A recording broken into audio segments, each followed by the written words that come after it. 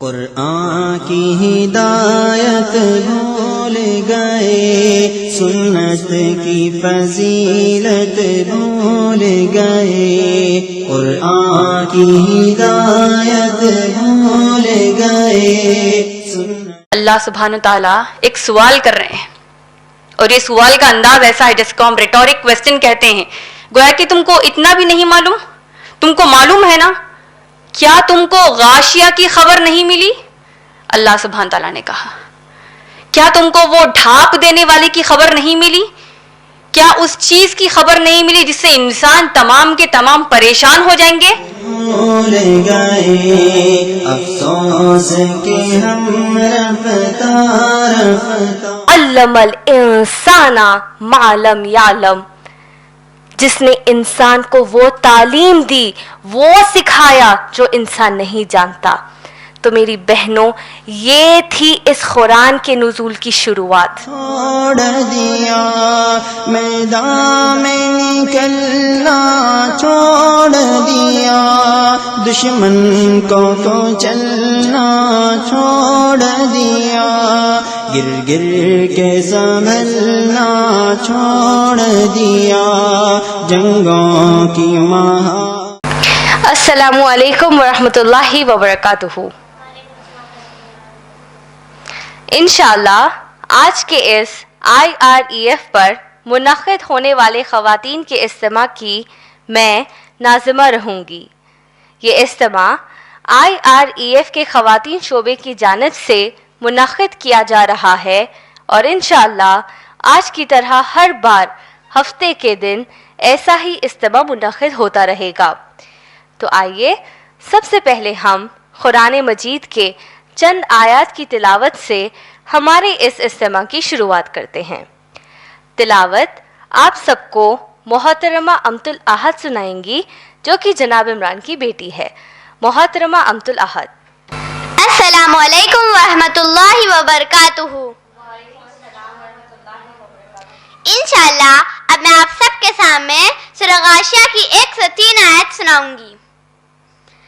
اعوذ باللہ من الشیطان الرجیم، بسم اللہ الرحمن الرحیم۔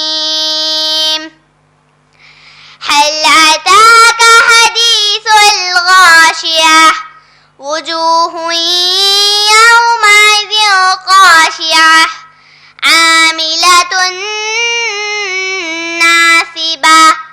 جزاک اللہ خیر۔ السلام علیکم ورحمۃ اللہ وبرکاتہ۔ انشاءاللہ اب میں دعوت دیتی ہوں امت المہمین کو، جو کہ جناب عمران کی سب سے چھوٹی بیٹی ہے، کہ وہ آئے اور ہم سب کو ایک آیت سنائے۔ امت المہمین۔ الحمدللہ وحدہ، والصلاة والسلام علی من لا نبی بعدہ، وعلی آلہ وصحبہ اجمعین۔ اعوذ باللہ من الشیطان الرجیم، بسم اللہ الرحمن الرحیم۔ رب اشرح لی صدری ویسر لی امری واحلل عقدۃ من لسانی یفقہوا قولی۔ اعوذ باللہ من الشیطان الرجیم، بسم اللہ الرحمن الرحیم۔ لقد کان لکم فی رسول اللہ اسوۃ حسنہ۔ جزاک اللہ خیر۔ السلام علیکم ورحمۃ اللہ وبرکاتہ۔ اب میں دعوت دیتی ہوں امت اللہ بنت جناب عمران کو کہ وہ آئے اور ہم سب کو ایک آیت سنائیں۔ امت اللہ۔ الحمدللہ وحدہ، والصلاة والسلام علی من لا نبی بعدہ، وعلی آلہ واصحابہ اجمعین۔ اما بعد، اعوذ باللہ من الشیطان الرجیم، بسم اللہ الرحمن الرحیم۔ رب اشرح لی صدری ویسر لی امری واحلل عقدۃ من لسانی یفقہوا قولی۔ آج کی نشست کی ناظم جلسہ کا، سامیات میں موجود میری تمام بہنوں کا میں اسلامی طریقے سے استقبال کرتی ہوں۔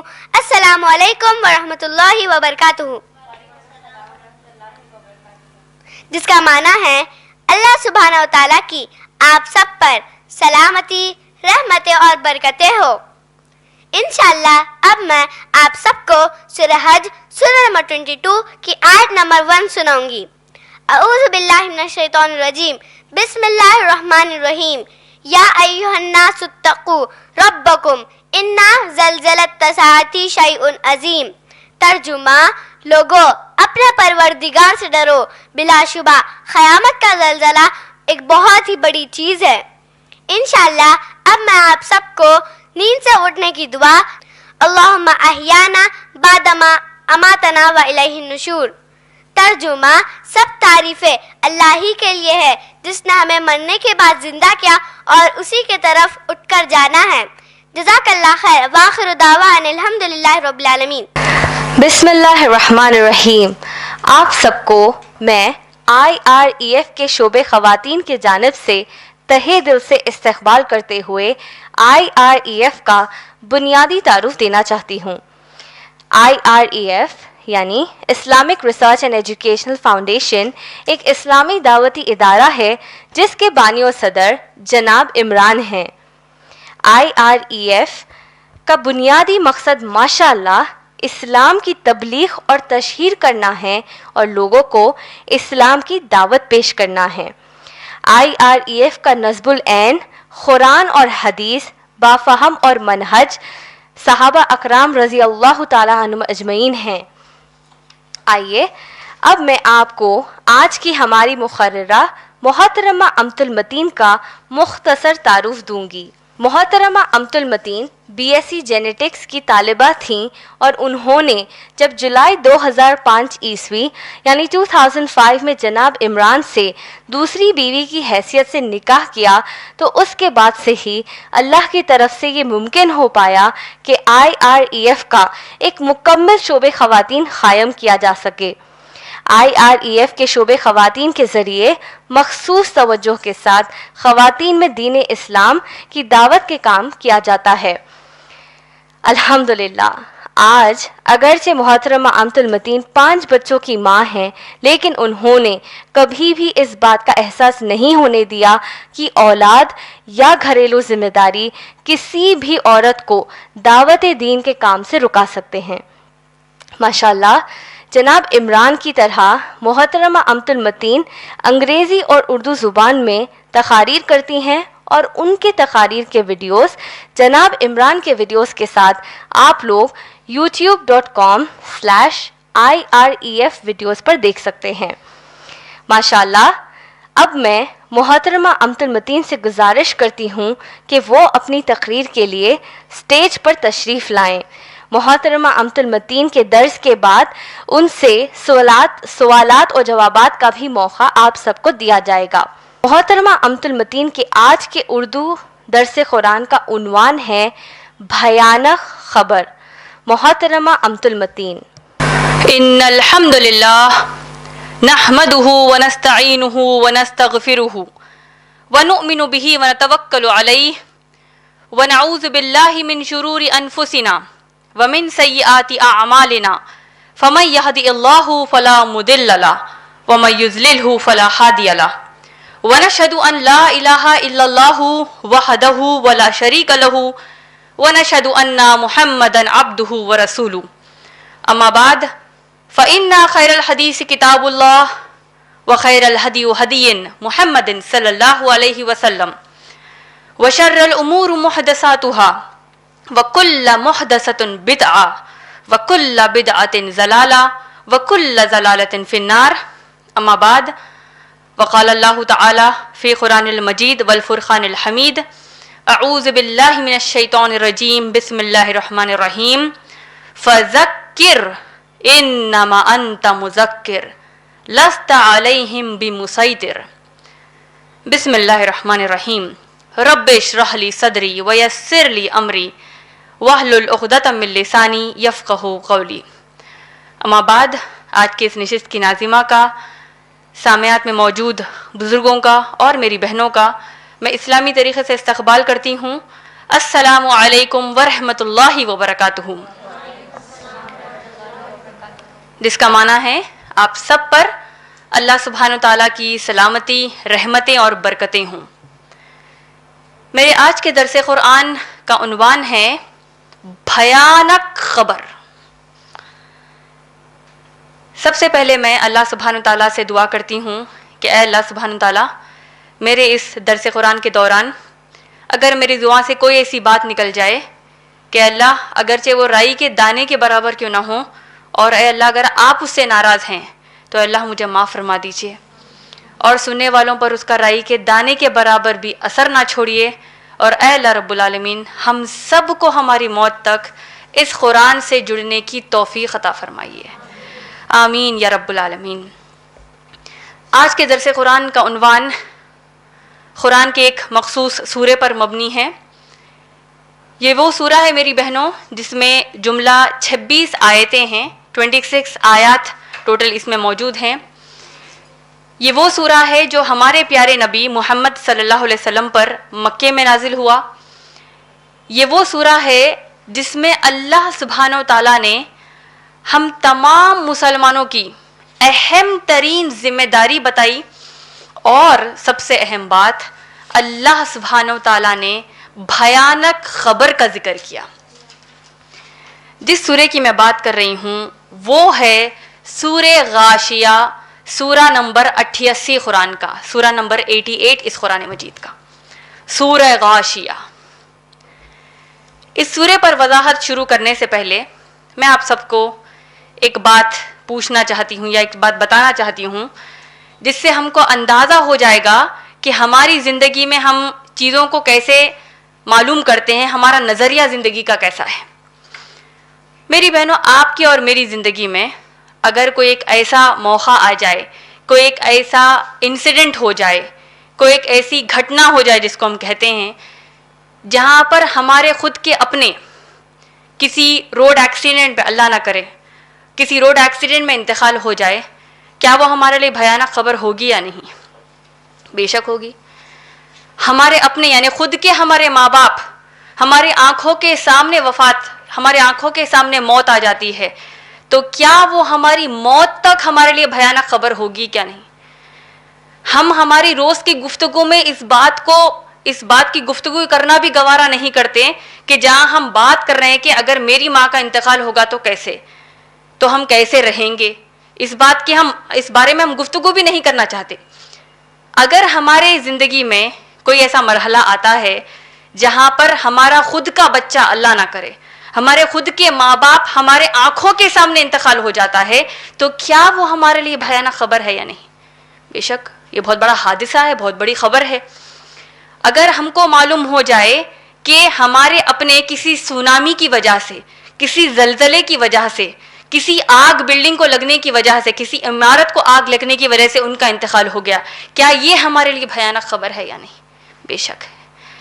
ہمارے خود کے شہر میں اگر یہ بات واضح ہو جاتی ہے، لوگوں نے کہہ دیا، ایکسپرٹس نے کہہ دیا کہ بالکل چند گھنٹوں کی مہلت ہے ہمارے پاس، یہاں پر ایک بہت بڑا زلزلہ آنے والا ہے، لوگ اپنے گھروں کو خالی کر رہے ہیں، ہر جگہ لوگ مارے مارے پھر رہے ہیں، تو کیا یہ منظر ہمارے لیے بھیانک ہے یا نہیں؟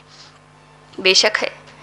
لیکن میری بہنوں، اللہ سبحانہ و تعالیٰ نے جس کو بھیانک خبر کہا ہے، اس بھیانک خبر جس کا ذکر اللہ نے قرآن میں بار بار کیا ہے، اس کے اوپر ہم خاص توجہ نہیں دیتے۔ اللہ نے اس سورے میں بھیانک خبر کا ذکر کیا ہے۔ اللہ نے فرمایا سورہ غاشیہ میں، اعوذ باللہ من الشیطان الرجیم، بسم اللہ الرحمن الرحیم، هل اتاک حدیث الغاشیہ۔ اللہ سبحانہ تعالیٰ ایک سوال کر رہے ہیں، اور یہ سوال کا انداز ایسا ہے جس کو ہم ریٹورک کویسچن کہتے ہیں، گویا کہ تم کو اتنا بھی نہیں معلوم، تم کو معلوم ہے نا، کیا تم کو غاشیہ کی خبر نہیں ملی؟ اللہ سبحانہ تعالیٰ نے کہا، کیا تم کو وہ ڈھانپ دینے والی کی خبر نہیں ملی؟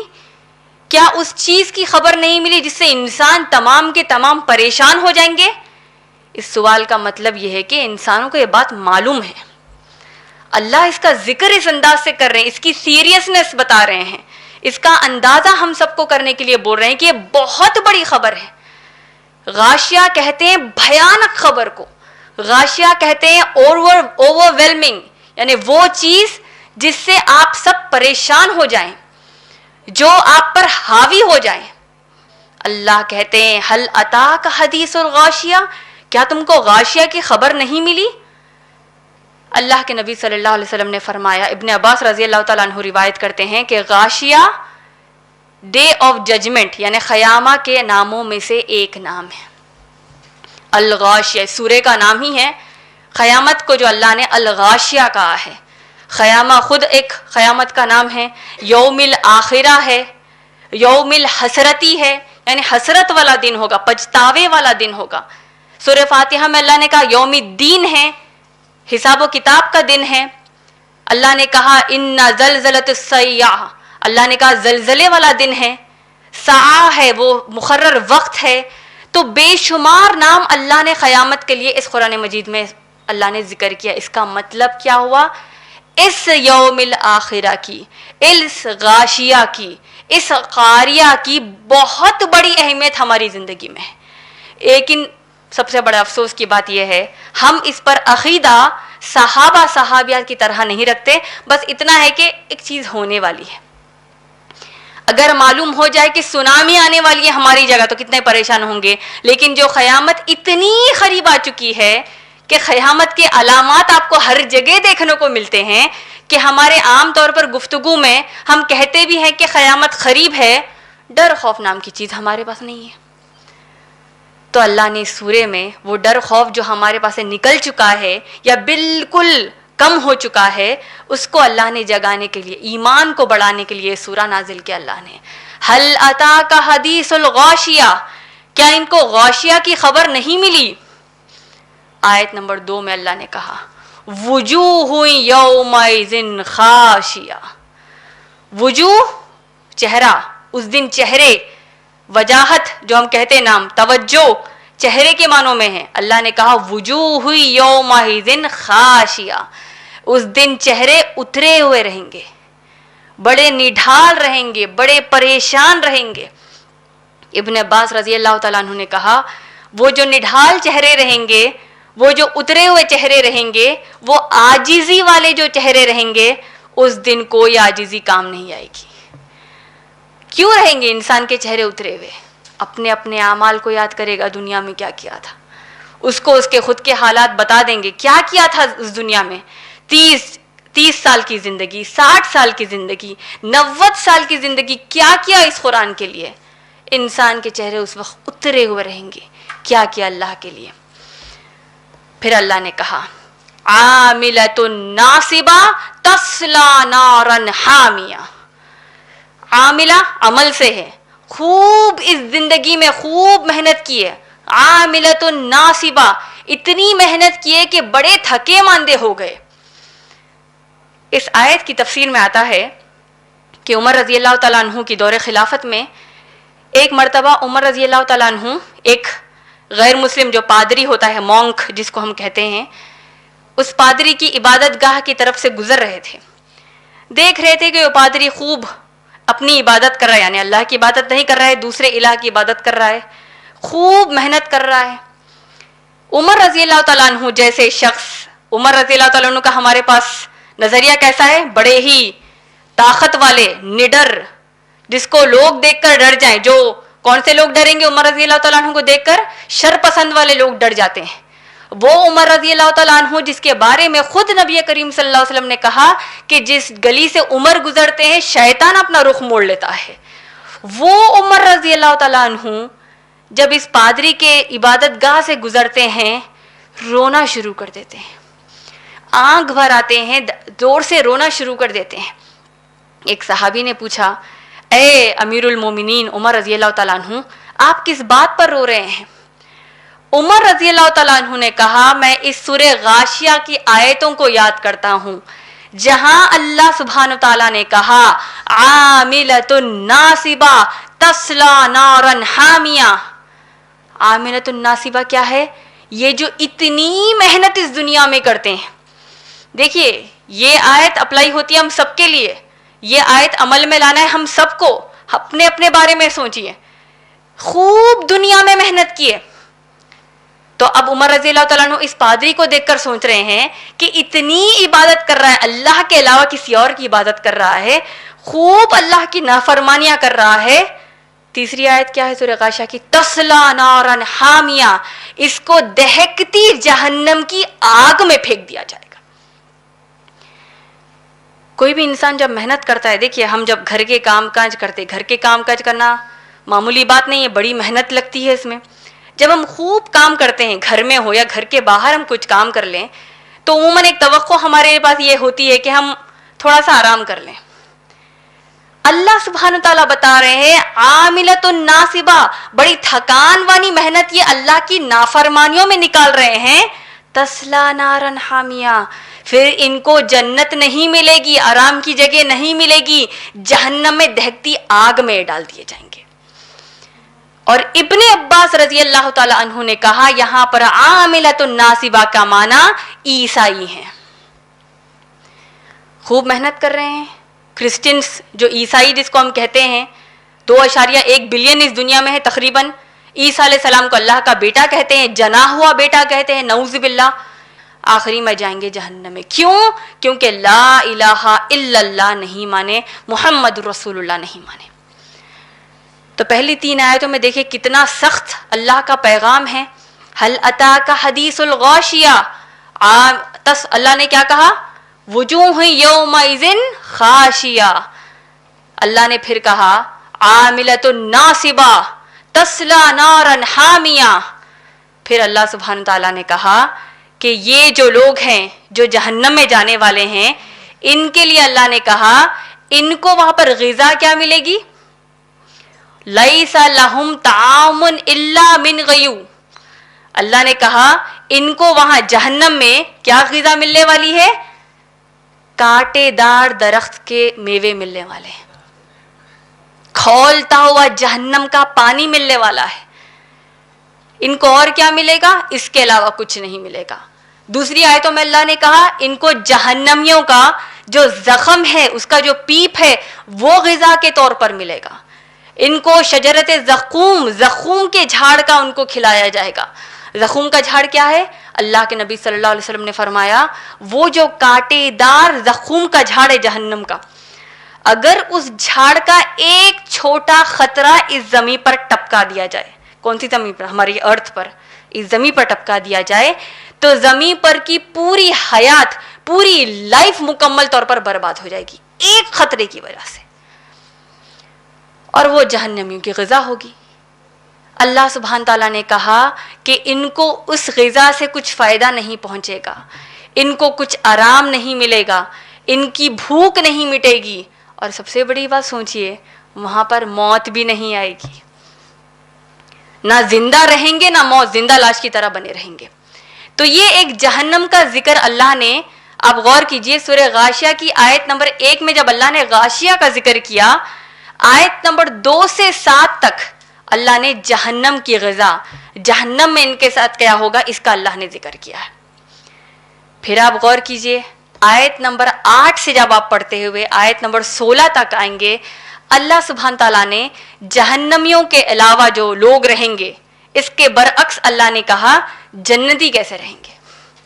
وجوہ یومئذ ناعمہ، اس دن چند چہرے ایسے ہوں گے جو بارونق رہیں گے، رونق والے چہرے رہیں گے. اللہ ہم کو ان میں سے کر دیجئے، آمین. کیسے چہرے ہوں گے؟ اللہ سبحانہ تعالیٰ نے کہا بارونق چہرے ہوں گے. کیوں رہیں گے؟ اگلی آیت میں اللہ نے کہا کہ ان کے اعمال کی بدولت ان کے چہرے بڑے حسین رہیں گے. یاد کریں گے اپنی اپنی نیکیوں کو، دنیا میں کیا کیا کیا تھا اللہ کے لیے، اس قرآن کو عام کرنے کیا کیا تھا، گھر میں کیا محنت کی تھی اسلام پھیلانے کے لیے، باہر کیا محنت کی تھی، کتنے غیر مسلمانوں کو اسلام بتایا، کتنے مسلمانوں میں قرآن کی گفتگو کی، کتنا زندگی کا مقصد بنا دیا اس قرآن کو لوگوں میں عام کرنے کے لیے، کتنا زندگی کا مقصد بنا لیا اللہ کو راضی کرنے کے لیے. یہ تمام باتیں مومن جو لوگ رہیں گے، اللہ ہم کو ان میں سے کر دیجئے، آمین. یہ لوگ اس دن یاد کریں گے کہ کیا کیا اعمال کیے تھے اور چہرے اس کی وجہ سے کھلے رہیں گے. پھر اللہ نے کیا کہا؟ فی جنت عالیہ، اعلیٰ مقام کی جنت ان کو اللہ سبحانہ تعالیٰ دیں گے. کیسی جنت ہوگی؟ اللہ سبحانہ تعالیٰ نے کہا جہاں پر ان کو کیا ہوگا؟ فیہا عین آنیہ، جہاں پر ان کے پاس چشمے بہ رہے ہوں گے پانی کے.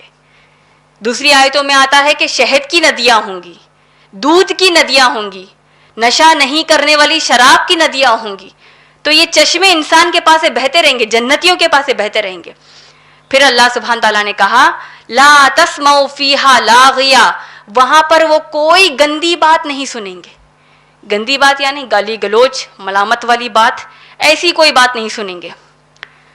اللہ کا نظام دیکھیے, آپ دنیا میں اگر حق پر ہیں تو یہاں پر آپ کو گالی دینے والا, تہمت باندھنے والا, غیبت کرنے والا, ہر قسم کی آپ کے پیٹھ پیچھے یا آپ کے سامنے ٹھہر کر برائی کرنے والے آپ کو مل جائیں گے. مانتے ہیں آپ لوگ اس بات کو؟ بہت سے لوگ ہیں, ہم خود ان لوگوں میں شمارے جہاں ہم دوسروں کی برائیاں کرتے ہیں. دوسروں کو تو چھوڑ ہی دیجیے, اللہ ہماری حفاظت کیجیے, ہماری زبان کی حفاظت کیجیے. تو جنت وہ مقام ہے, جنتی کے لیے یہ سکون اللہ نے رکھا ہے کہ دنیا میں اگر آپ حق پر ہیں تو صبر کرنا پڑے گا. جو آپ کے بارے میں ملامت والی بات کرتے ہیں, جو گالی گلوچ کر دیتے ہیں, تہمت باندھ دیتے ہیں, یہاں پر تھوڑا صبر کر لیجئے. جنت ایسی جگہ ہے جہاں پر کوئی بری بات آپ نہیں سنیں گے. پھر اللہ نے کہا فی سرور مرفوعہ, وہاں پر اللہ سبحانہ تعالیٰ نے کہا کہ تخت ہوں گے, بڑے بڑے تخت ہوں گے, اونچے اونچے تخت ہوں گے. تفسیر میں آتا ہے کہ اتنے بڑے بڑے تخت ہوں گے چوپایوں کے جیسے, یا اللہ جانے کیسے تخت وہ ہوں گے. جب کوئی جنتی چاہے گا اس تخت پر بیٹھنا, وہ تخت اپنے آپ اس بندے کے قریب آ جائے گا. اکوابیوں, وہاں پر کپ ہوں گے, جو کپ ہم استعمال کرتے ہیں چائے پینے. آپ جانتے ہیں جو انگلش ورڈ ہے نا کپ, یہ دراصل عربی لفظ ہے کپ, جس کو انگریزی میں بعد میں لیا گیا ہے. اللہ نے کہا کہ ان کو پیالے دیے جائیں گے خوب. پھر اللہ نے کہا کہ بڑے بڑے تخت ہوں گے اور گوتکیے لگائے ہوئے آرام سے بیٹھیں گے. یہ ایسی جگہ اللہ سبحانہ تعالیٰ بیان کر رہے ہیں جہاں پر اللہ نے کہا کہ قالین بچھی ہوئی رہے گی. جہاں نظر ڈالو وہاں پر بڑی پیاری صاف ستھری قالین بچھی ہوئی ہوگی. اب آپ اپنے اپنے گھر کا جائزہ لیجیے, جس کے گھر میں آپ گئے ہیں, جہاں پر آپ کو لگا کہ بڑا عالیشان گھر ہے, اپنی اپنی خواہش ہوتی کہ کاش میرا بھی گھر ایسا ہو. ہوتا ہے کہ نہیں؟ اللہ نے سب دیا. پھر ایک چیز ہوتی ہے کہ یہ کاش یہ قالین میرے پاس ہوتی, کاش ایسا تخت میرے پاس ہوتا, کاش ایسا صوفہ سیٹ میرے پاس ہوتا, کاش ایسا گھر کا جو انٹیریئر ڈیزائننگ میں آپ اتنی چیزیں دیکھتے بیٹھتے ہیں, یہ چیزیں کاش میرے پاس ہوتی. سوچ لیجئے, ایک موت کا جھٹکا کچھ نہیں لے کے جا سکتے خبر میں. اصل پلاننگ کرنی ہے, اصل ذاتی گھر کی پلاننگ کرنی ہے تو جنت العالیہ کی پلاننگ کیجیے. جہاں پر کیوں دیکھیے ایک ایک آیت اللہ نے کہا کیسی سرور مرفوعہ اللہ سبحانہ تعالیٰ بیان کر رہے ہیں. اکوابیوں کا ذکر اللہ سبحانہ تعالیٰ کر رہے ہیں. جو چاہے تم کو ملے گا, جو چیزیں انسان کو بڑی پسند ہے اس کا ذکر اللہ ان آیتوں میں کر رہے ہیں. آیت نمبر 16 تک اللہ نے جنت کا ذکر کیا ہے. پھر آپ دیکھیے آیت نمبر 17 سے آپ دیکھتے ہوئے آئیں گے, اللہ سبحانہ تعالیٰ ہماری توجہ ایک بڑی اہم بات کی طرف رکھ رہے ہیں. اللہ سبحانہ تعالیٰ جس طرح پہلی آیت میں اللہ نے سوال کیا تھا, کیا سوال کیا تھا اللہ نے؟ حل اتاک حدیث الغاشیہ, کیا یہ لوگ غاشیہ کی خبر ان کو بھی نہیں ملی؟ اب یہ آیت نمبر 17 میں ایک الگ انداز کا سوال اللہ کا ہے. کیا کہا اللہ نے؟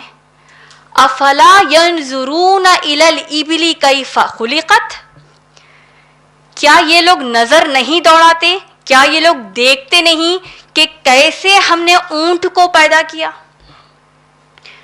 اونٹ ہم اگرچہ ہندوستان میں ہیں, کبھی کبھار ہم نے دیکھا ہوگا بچوں کو سواری پر بٹھانے کے لیے اونٹ کو ہم دیکھ لیتے ہیں, لیکن جہاں قرآن نازل ہو رہی ہے عرب میں اونٹ کی کتنی بڑی اہمیت ہے ہم سب کو معلوم ہے.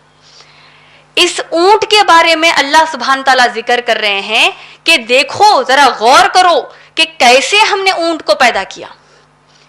اس اونٹ کی تعریف اگر آپ سائنس سے سن لے تو بے شمار جرنلز, بے شمار ریسرچ پیپرز آپ کو مل جائیں گے اونٹ کے اوپر. خالی کتنی باتیں دیکھیے اللہ نے خود کہا غور کرو, تو کیوں ہم اگرچہ الگ الگ ہماری عمر ہے, الگ الگ ہمارے مصروفیات ہیں, ہم جو بھی پڑھائی پڑھتے ہوں یا نہیں پڑھ کر ہم گھر پر ہوں, کیوں اس قرآن سے علم حاصل نہیں کرتے جب اللہ نے کہا کہ اونٹ کے اوپر غور کرو. اونٹ کے بارے میں تھوڑے معلومات کیجئے. کیا کہتی ہے سائنس؟ سائنس نے کہا کہ اونٹ کا جو ہمپ, جس کو ہم کوہان کہتے ہیں, اونٹ کا جو کوہان ہوتا ہے وہ دراصل جتنا اونٹ کھاتا ہے یا پیتا ہے وہ پوری غذا اس کوہان میں جمع کر لیتا ہے, اور اس کو وہ بعد میں استعمال کرتا ہے. کیملز ہمپ جس کو ہم عام طور پر کہتے ہیں. آپ جانتے ہیں کتنے دن رہ سکتا ہے اونٹ بغیر کھائے پیے؟ 6 مہینے. 6 مہینے بغیر کھائے پیے رہ سکتا ہے. تقریباً 225 کلو گرام کا وزن وہ اپنے اوپر لے سکتا ہے اور بغیر تھکے صحرا میں وہ سفر کر سکتا ہے. اس سے زیادہ آرام کسی مسافر کو کیا چاہیے؟ وہ اونٹ کی غذا ہے, پھر اس کا گوشت کھاتے ہیں, اس کا دودھ پیتے ہیں. تو اللہ سبحانہ تعالیٰ ان باتوں پر غور کرنے کے لیے کہتے ہیں. پھر اس کے بعد کی آیت اللہ نے کہا وَإِلَى السَّمَاءِ كَيْفَ رُفِعَتْ, اور کیا یہ لوگ آسمان کی طرف نہیں دیکھتے کیسے ہم نے اس کو بلند کیا ہے؟ آسمان کی آیتیں اس سے پہلے کے سوروں میں بھی ہم نے دیکھی ہے ماشاءاللہ کیسی آیتیں ہیں اللہ سبحانہ تعالیٰ کی, کیسی نشانیاں ہیں. آسمان کے بارے میں دیکھیے, ہم جب کبھی آسمان کو دیکھتے ہیں غور کیوں نہیں کرتے؟ کیونکہ اللہ نے خود کہا ہے غور کرو. کیا کہا اللہ نے؟ دیکھو اس آسمان کی طرف. سورہ ملک کی آیت نمبر 3 میں اللہ نے کہا دیکھو اس آسمان کو, کیفا بنایا, کیسے ہم نے اس کو بنایا, وزینا, کیسے اس کی زینت اللہ نے اس میں ڈالی. اور پھر اللہ نے کہا کہ دیکھو اس کے اندر فروج نہیں ہے. فروج کس کو کہتے ہیں؟ آسمان میں کوئی درار نہیں ہے. آپ نے دیکھا کہ آسمان میں درار آپ کو دکھی؟ کسی جگہ سے پھٹی ہوئی, کسی جگہ سے الگ ہوئی. آسمان میں کوئی درار نہیں. آپ دیکھیے ناسا کو آپ لے لیجئے, الگ الگ قسم کی جو ٹیکنالوجیکل جو آرگنائزیشن سے ان کو آپ لے لیجئے, سائنٹیفک آرگنائزیشنز کو آپ لے لیجئے, آج تک کسی کے پاس آسمان کی فکس ڈیفینیشن نہیں ہے. بس آسمان کو چند زونز میں ڈیوائڈ کر دیا, اتنے کلومیٹر میں پلین ٹریول کرتا ہے, اتنے کلومیٹر میں اسپیس شپ جا سکتی ہے, اس کے بعد کی کھلی اسپیس ہے. آسمان سائنس کے پاس بس اتنا ماننا ہے کہ ایک گیشیس اسٹیٹ ہے, مطلب کچھ ایک دھواں دار ایک چیز ہے. آسمان نام کی کوئی ایسی فکس چیز ان کے پاس ڈیفینیشن نہیں ہے. لیکن اللہ نے کہا کہ آسمان کو دروازے ہیں, ایک نہیں 7 آسمان ہیں. تو یہ تمام باتیں غور کرنے والی ہے کہ اللہ نے کہا کہ کیسے ہم نے اس کو بلند کیا. دوسری مذہبی کتابوں میں آپ دیکھیے, قرآن کے علاوہ آپ دوسری مذہبی کتابوں کو دیکھیے, ویداس میں آتا ہے کہ آسمان کو پلرز ہیں, الگ الگ کتابوں میں آتا ہے کہ آسمان کو پلرز ہیں, یعنی اس کو سپورٹ کی ضرورت ہے. اللہ نے کہا کہ دیکھو بغیر کسی سپورٹ کے ہم نے آسمان کو کیسے بنایا.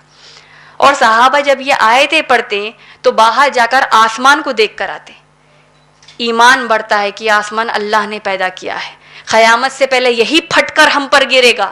جب تک کہ اللہ کی عبادت کر رہا ہے یہ چیزوں میں ہم کو آج مصروف رہنا ہے. پھر اللہ نے کہا وَإِلَى الْجِبَالُ كَيْفَ نُصِبَتْ, اور کیسے ہم نے پہاڑوں کو گاڑ دیے ہیں. پارہ اما کی پہلا سورہ جو ہے سورہ نبا میں بھی ہم نے پڑھا ماؤنٹینز کے بارے میں, پہاڑوں کے بارے میں. اللہ نے کہا اس سورے میں سورہ غاشیہ میں کیسے ہم نے پہاڑوں کو گاڑ دیے ہیں میخوں کی طرح, جس طرح کیلے ٹھوکتے ہیں, کیسے ان پہاڑوں کو ہم نے زمین پر گاڑ دیے ہیں. سائنس آج کہتی ہے کہ جتنا پہاڑ اوپر آپ کو دکھتا ہے اس کا تقریباً 1 یا 2 گنا بڑھ کر پہاڑ زمین کے نیچے, اور یہی پہاڑ قیامت کے دن ریزہ ریزہ ہو جائے گا. پھر اللہ نے کہا وَإِلَى الْأَرْضِ كَيْفَ, اور یہ کیسی زمین ہم نے ان کو پیدا کر کے دی, پھیلا دی اس زمین کو. آیت نمبر 17, 18, 19, 20 یہ 4 آیتوں میں آپ دیکھیے اللہ سبحانہ تعالی جہنم اور جنت کے تعارف کے بعد انسانوں کو اللہ کی جو پیدائش ہے, اللہ نے جو الگ الگ مخلوقات کو پیدا کیے ہیں, ان کے اوپر غور و فکر کرنے کا حکم دیا ہے. یہاں تک سورہ غاشیہ ہم کو ایک عام طور پر سمجھ میں آ گیا. آیت نمبر 21 سے آپ دیکھیں گے ایک بڑا اہم حصہ ہے سورہ غاشیہ کا. اللہ سبحانہ تعالیٰ کہتے ہیں آیت نمبر 21 سے آپ دیکھیں گے اللہ نے کہا فَذَكِّرْ إِنَّمَا أَنْتَ مُذَكِّرْ لَسْتَ عَلَيْهِمْ بِمُسَيْطِرْ. اللہ سبحانہ تعالیٰ حکم دے رہے ہیں. میری بہنوں, اللہ نے نماز کا حکم دیا کہ نہیں؟ ہم نماز پڑھتے ہیں یا یہ کہتے ہیں کہ ٹھیک ہے فرض نہیں ہے یا سنت ہے, نماز تو پڑھنی ہے ماشاءاللہ. اسی طرح بے شمار جو اللہ سبحانہ تعالیٰ نے احکامات قرآن میں دیے ہیں کیا ہم کہتے ہیں کہ نہیں کرے بھی تو چلے گا, نہیں کریں گے بھی تو چلے گا, اللہ کی عبادت نہیں کرے تو چلے گا؟ نعوذ باللہ, کبھی ہم نے ایسے الفاظ اپنی زبان سے نکالے ہیں؟ اب ایک چیز جو قرآن میں آئی ہے, اللہ نے کہا, ہم سب کو حکم دیا ہے, اللہ کے نبی صلی اللہ علیہ وسلم کو حکم دیا ہے, اللہ نے باقی تمام ایمان والوں کو, مسلمانوں کو حکم دیا ہے, فذکر, آپ بس بات کو پہنچا دیجئے, نصیحت کو پہنچا دیجئے. انما انت مذکر, آپ کا کام صرف بات کو پہنچا دینا ہے, نصیحت پہنچا دینا ہے, ذکر کو پہنچا دینا ہے. لست علیہم بمسیطر, آپ کسی کے داروغہ بنا کر نہیں بھیجے گئے ہو, آپ کسی کے کنٹرولر بنا کر نہیں بھیجے گئے ہو. اس کا معنی کیا ہوا میری بہنوں؟ یہ بہت بڑا اہم پیغام اللہ نے سورہ غاشیہ میں ہم تمام انسانوں کو دیا ہے. کیا کہا اللہ نے؟ ذکر کرو. اللہ نے اس قرآن کو الذکر کہا ہے. اب آیتوں پر غور کیجئے. دیکھیے, ہم جب شروعات میں جب قرآن سے جڑنے کی کوشش کرتے ہیں, ہوتا یہ ہے جب ہم قرآن کا مفہوم سنتے ہیں یا پڑھتے ہیں, کئی بار کئی چیزیں سمجھ میں نہیں آتی. ہوتا ہے جب ہم مفہوم پڑھ رہے ہیں, اچھا اللہ نے ایسے کہا, پھر ایسے کہا, پھر ایسے کہا. جیسے جیسے آپ زیادہ پڑھیں گے اللہ کی مخصوص مدد آئے گی سمجھنے کے لیے. کیسے؟ آپ دیکھیے آیت نمبر 17, 18, 19, 20 میں اللہ نے کس کا ذکر کیا؟ میں نے کہا آپ سب کو, آسمان کا ذکر کیا, پہاڑوں کا ذکر کیا, اور کس کا ذکر کیا اللہ نے؟ زمین کا ذکر کیا, اونٹ کا ذکر کیا, یعنی اللہ کے الگ الگ مخلوقات کا اللہ نے ذکر کیا. اب اللہ سبحانہ تعالیٰ کہتے ہیں فذکر, ان باتوں کا ذکر کرو جو لوگ اللہ کی عبادت نہیں کرتے. جو غیر مسلمان ہیں, ایسے غیر مسلمان ہیں جو کہتے ہیں کہ ہم سب ایسے ہی پیدا ہو گئے, بائی چانس پیدا ہو گئے ہم. کئی کہتے ہیں کہ ہمارے خدا نے ہم کو پیدا کیا, کئی کہتے ہیں کہ فلاں الہ نے ہم کو پیدا کیا, کئی کہتے ہیں کہ ہم ایسے ہی پیدا ہو گئے, بائی چانس پیدا ہو گئے. تو ان تمام قسم کے غیر مسلمانوں کو آپ کی اور میری ذمہ داری ہے جا کر کہنا فذکر انما انت مذکر. جا کر ان کو اس اللہ سبحانہ تعالیٰ کی کتاب کا ذکر کرو. وہ ایمان لائے یا نہ لائے وہ ڈپارٹمنٹ اللہ کا ہے.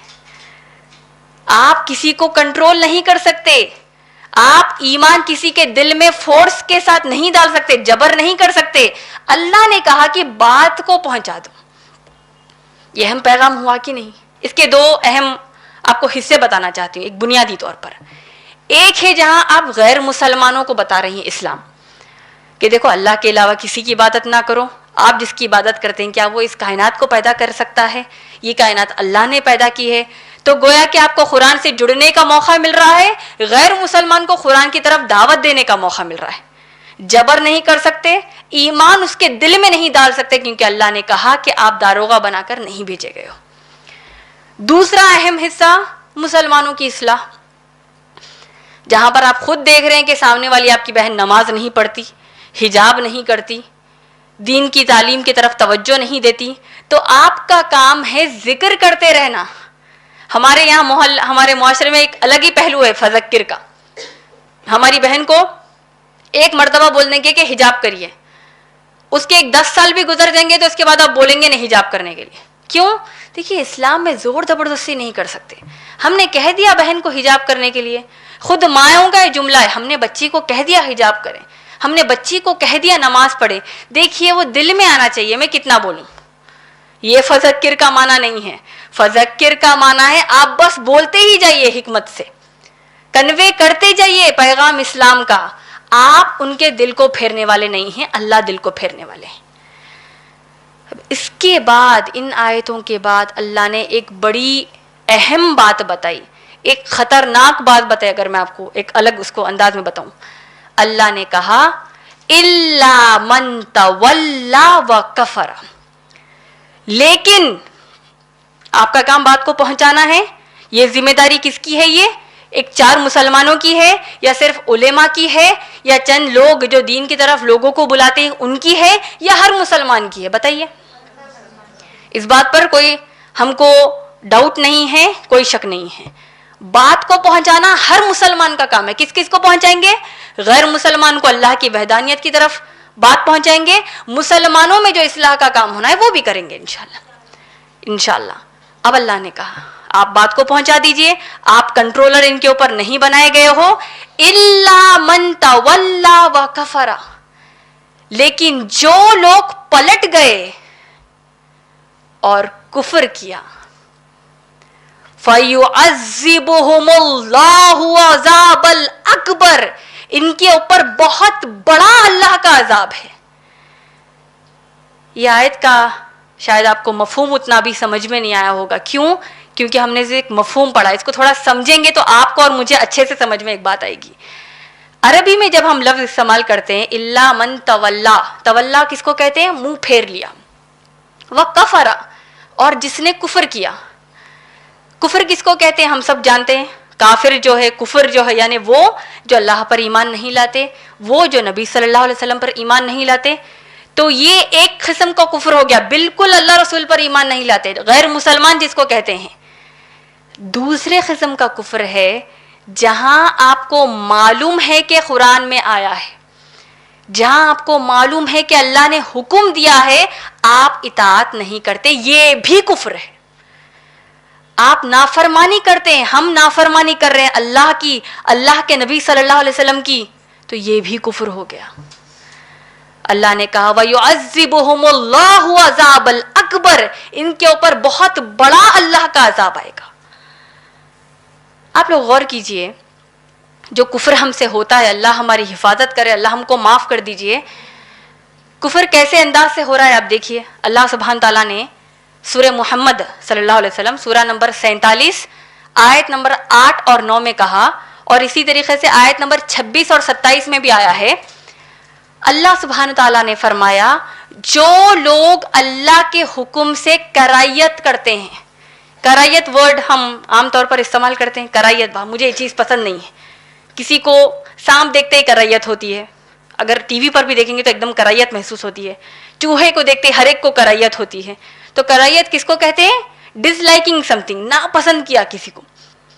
अल्लाह ने कहा सूरह मुहम्मद सल्लल्लाहु अलैहि वसल्लम की आयत नंबर 8 और 9 में, इसका मफहूम है कि जो लोग अल्लाह ने जो नाजिल किया उससे करायत करते हैं, अल्लाह उनके आमाल को बर्बाद कर देंगे। एक मिसाल दे देती हूँ, चंद मिसालें देना चाहती हूँ जिससे समझ में आएगा कि क्या हम वाकई अल्लाह ने जो नाजिल किया उससे करायत करते हैं या नहीं। हिजाब, माशाल्लाह हम तो यहाँ हिजाब में बैठे हैं, लेकिन हमारी कई बहनें जो सक्सेसफुल विमेन हैं, यानी जो बड़ी कामयाब तरीन औरतें हैं, मुसलमान औरतें, उनका हिजाब कैसे हो जाएगा? 3-4 इंच का एक छोटा स्कार्फ पहन लेंगे, वो इनका हिजाब हो गया। ये जो मुकम्मल सर से पांव तक ढांकना है, इसको पसंद नहीं करते। क्यों? ये एक एक्सट्रीमिस्ट कॉन्सेप्ट है इस्लाम में। कुरान ने थोड़ी कहा है कि सर से पांव तक ढांको। ये क्या हो गया? हमारी बहनों को ढांकती हैं, आगे नहीं बढ़ती। तो गोया कि अल्लाह ने जो हुक्म दिया है हिजाब का कि औरत सर से लेकर पांव से अपने आप को ढांक ले, इससे करायत करती है। और एक चीज है जिससे करायत करती हैं, मुसलमान मर्द एक वक्त में 4 बीवियां रख सकता है, 4 शादियां कर सकता है। इससे कितनों को करायत है? फर्ज कीजिए हमारी एक मुसलमान बहन, हम में से किसी को शौहर ने आकर कह दिया कि मैं दूसरी शादी करना चाहता हूं, तीसरी करना चाहती हूं, कर कर आ ही गया, तो वो हमारे लिए भयानक खबर हो जाएगी। क्यों? करायत हो रही है, अल्लाह के हुक्म की करायत हो रही है मेरी बहनों। हमारी बहनें जहां अल्लाह की शरीयत कानून के तौर पर नहीं है, वेस्टर्न कंट्रीज में, मगरबी ममालिक में आप देखेंगे फेसबुक पर ये लोग शेयर करती हैं, कमेंट्स डालती हैं कि अल्लाह का शुक्र है शरीयत हमारे पास नहीं है, हमारे पास लीगल नहीं है कि हमारा शौहर दूसरी, तीसरी या चौथी शादी कर सकता है, तो मैं सुकून में हूं। जहां पर कर सकता है हमारी बहनें बड़ी परेशान है। क्यों? करायत हो रही है अल्लाह के इस कुरान से, एक हुक्म से करायत हो रही है। अल्लाह ने क्या कहा? तुम्हारे तमाम आमाल बर्बाद कर देंगे अल्लाह सुब्हान ताला।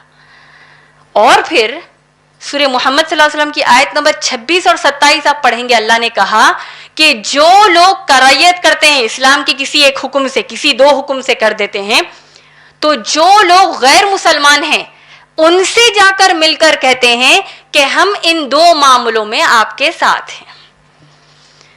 इसकी मिसाल बड़े बड़े जो एक्टिविस्ट होते हैं, जो राइटर्स होते हैं, जो कमबख्त वो मुसलमान जिनकी मीडिया में बड़ी वाहवाह है نیوز اٹھا کر دیکھ لیجئے, کوئی مسلمان سامنے ہے, نیوز میں ہے, تو پہلے دیکھیے وہ لوگ حجاب کے بارے میں کیا کہتے ہیں, جہاد کے بارے میں کیا کہتے ہیں, پہلے دیکھیے 4 شادیوں کے بارے میں وہ لوگ کیا کہتے ہیں. یہ ایک بار کلیئر ہو گیا کہ نہیں دیکھیے اسلام میں 4 شادیاں فرض نہیں ہیں, دیکھیے حجاب ایسا نہیں ہے, تو سمجھ جائیے ان کی کیٹیگری کیا ہے. غیر مسلمانوں سے دوستی کر لی دنیا کی جنت کے خاطر, اللہ نے کہا کہ ان کے اعمال اللہ برباد کر دیں گے. تو کیسے ہو گیا؟ الا من تولا وکفر. پھر اللہ نے کہا انا الینا ایابہم. اللہ سبحانہ تعالیٰ ایک ایسی وارننگ دے رہے میری بہنوں جس کا احساس ہم آج کل کرتے ہی نہیں. اللہ نے کہا ان سب کو میری طرف لوٹ کر آنا ہے. آپ کو یقین ہے اب آپ اپنے گھر کو جانے والی ہیں؟ نہیں ہے, لیکن دماغ میں تو ہے کہ اب جا کر یہ کروں گی, اتنا تو یقین ہوگا, کیونکہ ہمارا ایمان صحابہ کی طرح نہیں ہے. ٹھیک ہے ڈر ہے نہیں, لیکن ایک آپ نے ایک فکس کیا ہے روٹین, کل کے لیے, آج کے لیے, ایک سوچ کر رکھا ہے, ایک مائنڈ سیٹ آپ نے بنایا ہے. سوچیے, اصل مائنڈ سیٹ بنانا ہے, اصل دماغ بنانا ہے. انا الینا ایابہم.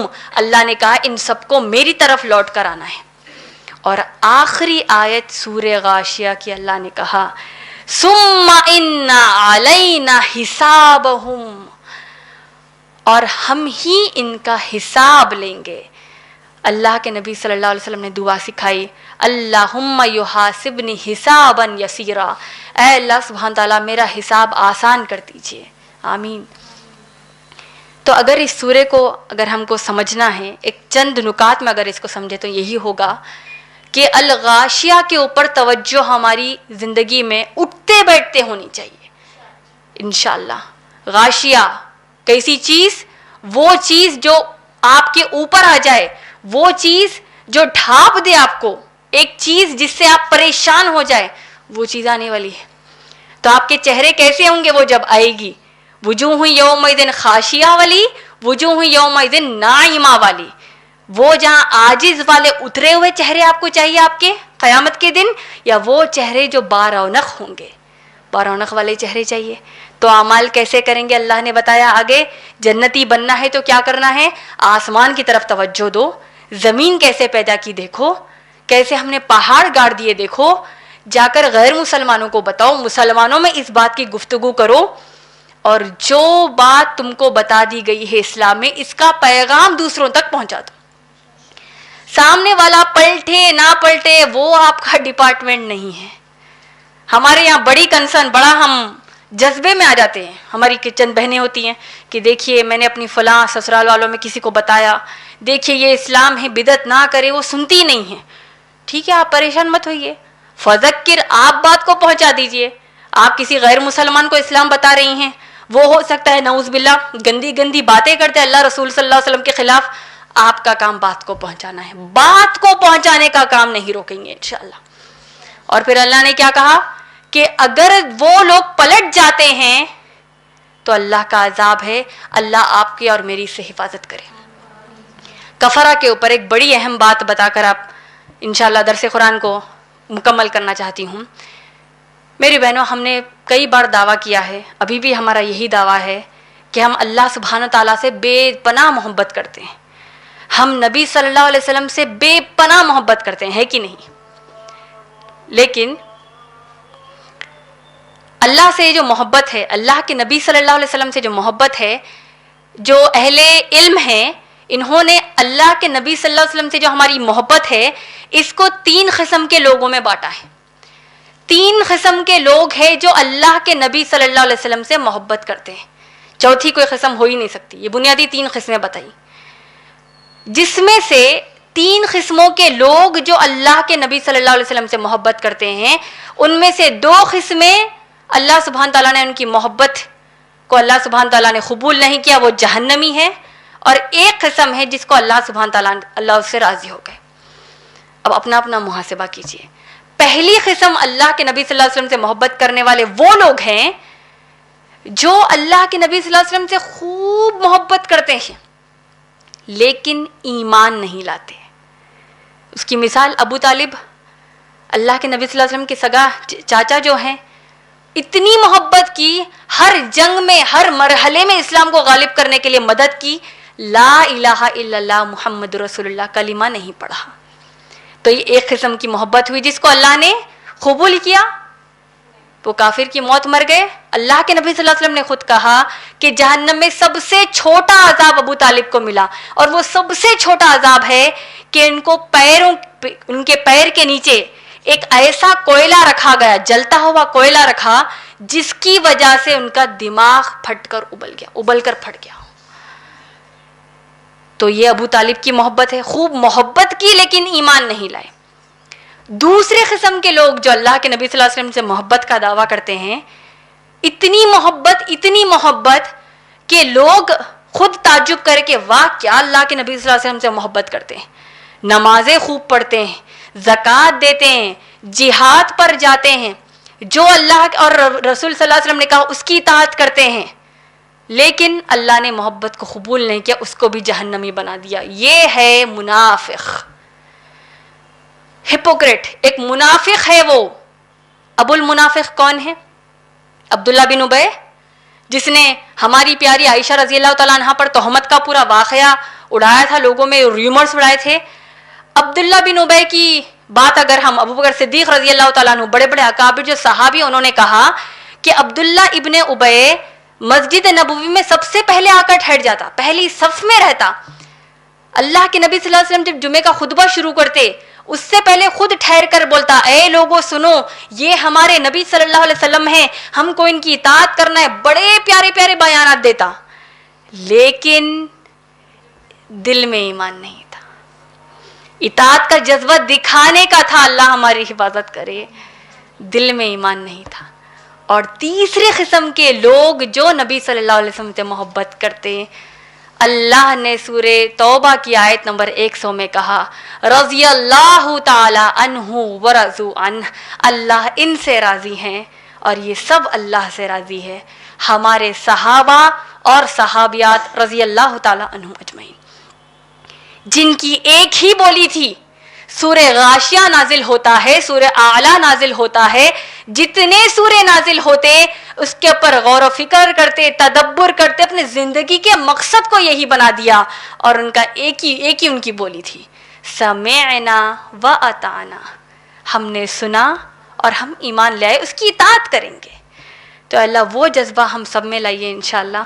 ہم سب کو مرتے دم تک اس قرآن کی خدمت کرنے کا ہم کو اللہ موقع دیجیے, اور موت آنے سے پہلے اللہ ہم سے راضی ہو جائے.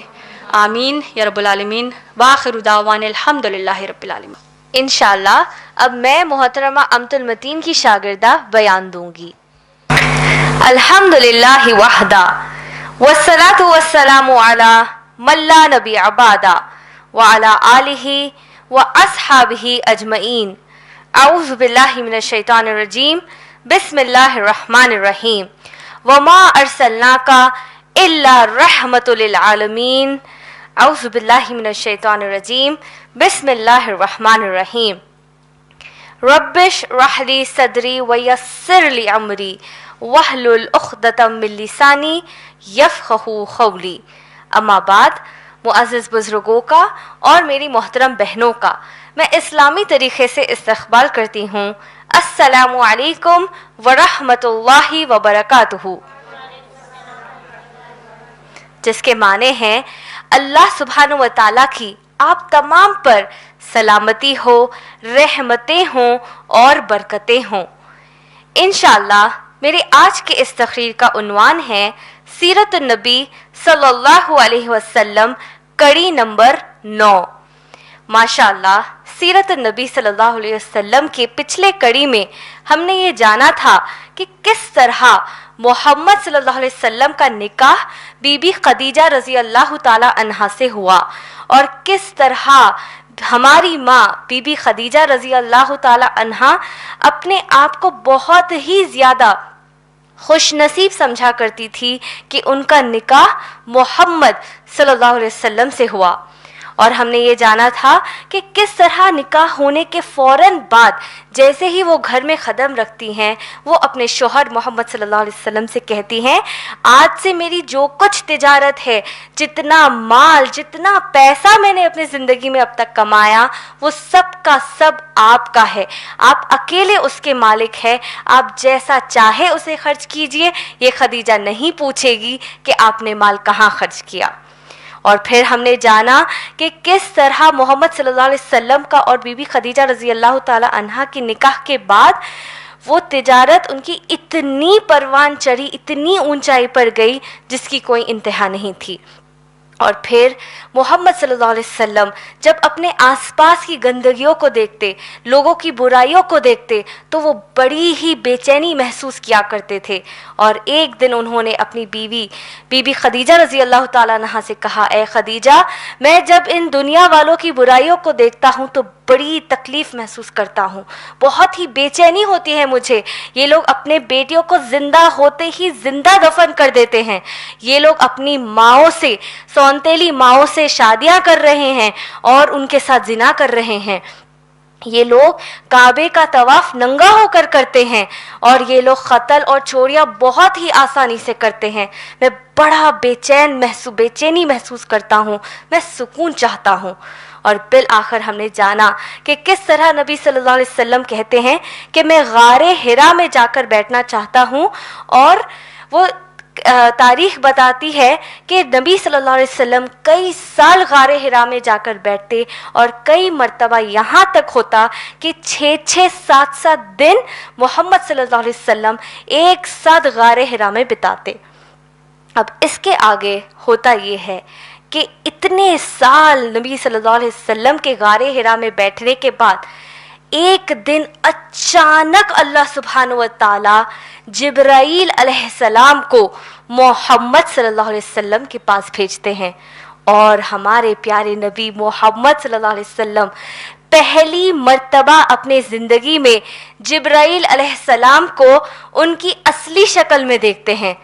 کیسی ہے جبرائیل علیہ السلام کی اصلی شکل؟ اللہ اکبر!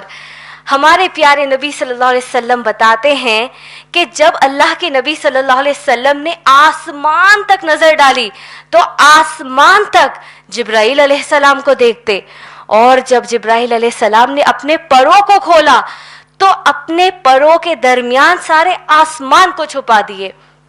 اور پھر جس طرح کوئی انسان کسی کو گلے ملتے ہیں جبرائیل علیہ السلام، اس طرح محمد صلی اللہ علیہ وسلم کو زور سے دبوچتے ہیں اور کہتے ہیں اقرا، اور محمد صلی اللہ علیہ وسلم کہتے ہیں مجھے پڑھنا نہیں آتا، اور پھر جبرائیل علیہ السلام چھوڑ دیتے ہیں۔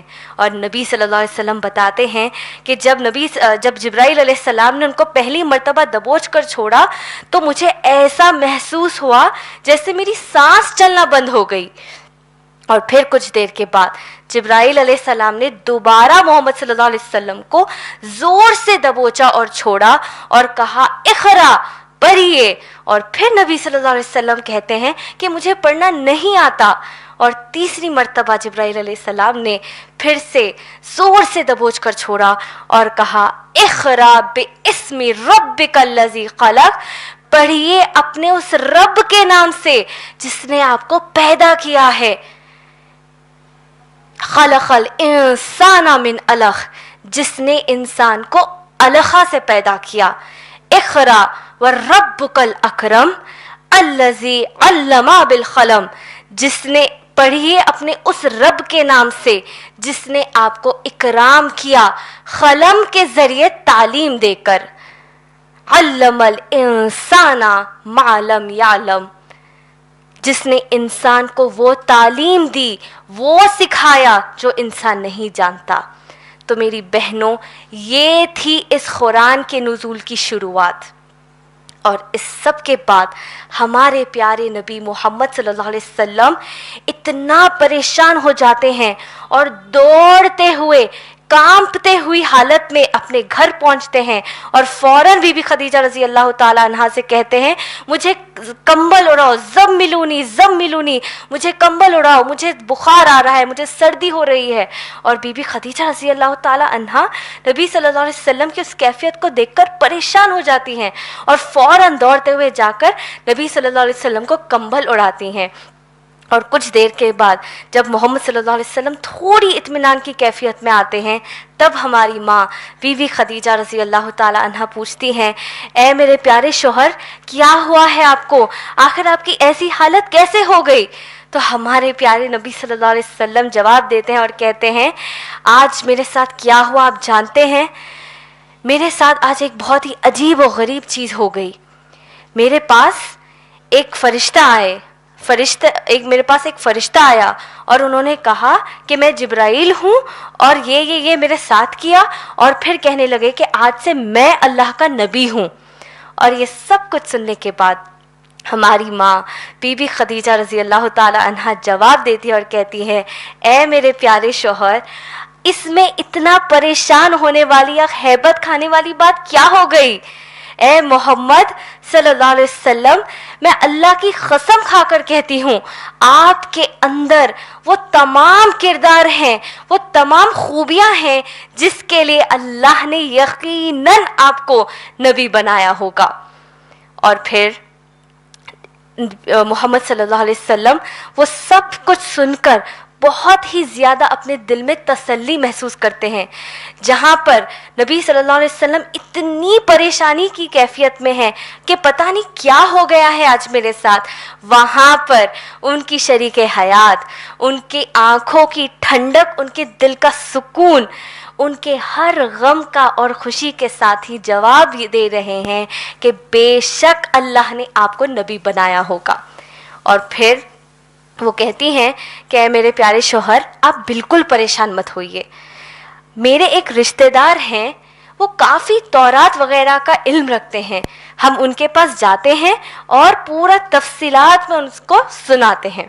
और फिर अगले दिन बीबी खदीजा रज़ी अल्लाह ताला अन्हा और मोहम्मद सल्लल्लाहु अलैहि वसल्लम उस रिश्तेदार के पास जाते हैं जिनका नाम था वरक़ा बिन नौफल।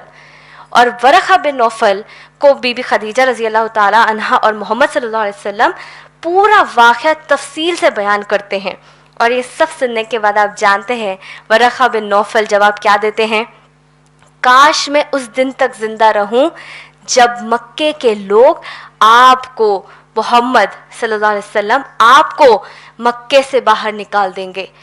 ये सुनते ही मोहम्मद सल्लल्लाहु अलैहि वसल्लम कहते हैं, क्या मक्के के लोग मुझे बाहर निकाल देंगे? ये लोग तो मुझसे इतनी मोहब्बत करते हैं, मुझे अस-सादिक़ अल-अमीन कहते हैं, इनके दरमियान अगर कोई झगड़ा हो जाता है तो सुलह कराने के लिए मुझे बुलाते हैं, ये लोग अपनी अमानतें मेरे पास रख कर जाते हैं, इतनी ज़्यादा मोहब्बत करने वाली कौम मुझे मक्का से बाहर निकाल देगी। और ये सब सुनने के बाद वरक़ा बिन नौफल कहते हैं कि हाँ, ये इसलिए होगा क्योंकि ऐसा ही नबियों के साथ होता आया है। और फिर वरक़ा बिन नौफल मोहम्मद सल्लल्लाहु अलैहि वसल्लम को ज़हनी तौर पर तैयार कर रहे थे कि अब से मुश्किलात का आना और परेशानियों का आपकी ज़िंदगी में आना तय है। तो जब आपकी ज़िंदगी में ऐसा कुछ होगा तो इस बात का आप सदमा मत लीजिए। अब इसके आगे जो सीरत का हिस्सा है इंशाअल्लाह मैं अगले सीरत नबी सल्लल्लाहु अलैहि वसल्लम के करीम में सुनाऊंगी। इसी से मैं अपनी तकरीर को ख़त्म करती हूँ। व आखिर दावान अल्हम्दुलिल्लाहि रब्बिल आलमीन। मैं अल्लाह का शुक्र अदा करते हुए हमारे इस प्रोग्राम के इख्तिताम का ऐलान करती हूँ और आप सबको अगले हफ्ते दोबारा इसी मुकाम पर आने की दावत देती हूँ। सुबहान अल्लाहि व बिहम्दिही सुबहानक अल्लाहुम्मा व बिहम्दिका व नशहदु अल्ला इलाहा इल्ला अंता अस्तगफिरुका व अतूबु इलैक व आखिर दावान अल्हम्दुलिल्लाहि रब्बिल आलमीन।